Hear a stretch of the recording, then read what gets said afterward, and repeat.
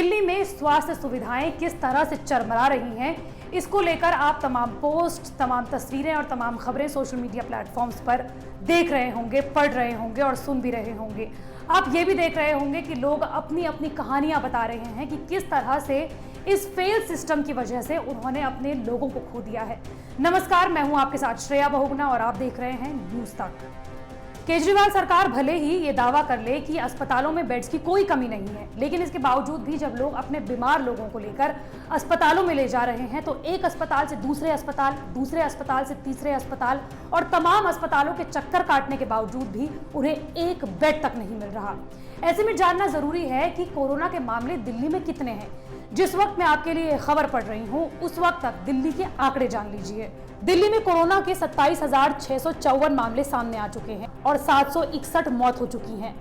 हालांकि महाराष्ट्र और तमिलनाडु के मुकाबले दिल्ली में आंकड़े कम हैं, लेकिन दिल्ली में आबादी के मुकाबले में केस का बोझ ज्यादा है।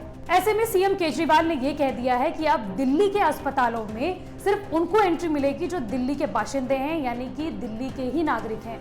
ऐसे में अब जब अनलॉक 1.0 के तहत स्कूल्स खुल रहे हैं, मॉल्स खुल रहे हैं और तमाम धार्मिक स्थल खुल रहे हैं और जो लोग दूसरे राज्यों से दिल्ली में नौकरी करने आते हैं उनका क्या होगा, ये सोचने का विषय है। दिल्ली में लगातार कोरोना के केसेस भी बढ़ रहे हैं। दिल्ली में हर 11 दिन में केस दुगने हो रहे हैं। पहले ये आंकड़ा 2 हफ्ते का था। भारत के एवरेज के हिसाब से भी ये ज्यादा है। भारत का एवरेज 15 दिन है, लेकिन दिल्ली में टेस्टिंग कई राज्यों से आगे है। अब तक यहाँ 2.3 लाख लोगों का टेस्ट किया जा चुका है, जो दिल्ली की आबादी का लगभग 1% है।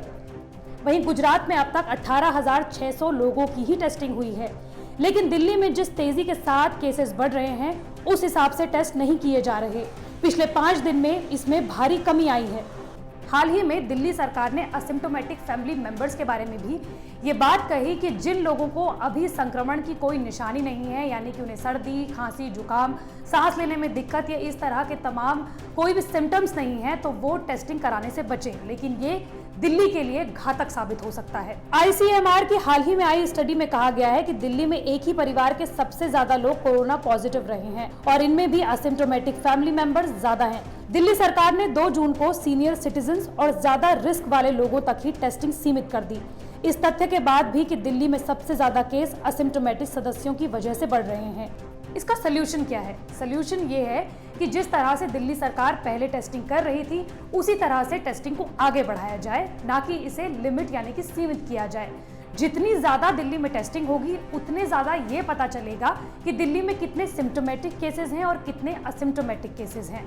मंडे टू फ्राइडे मैं इसी तरह के वीडियो आप तक लाती रहूंगी। अगर आप भी किसी टॉपिक के बारे में जानना चाहते हैं तो कमेंट बॉक्स पर जरूर बताइए।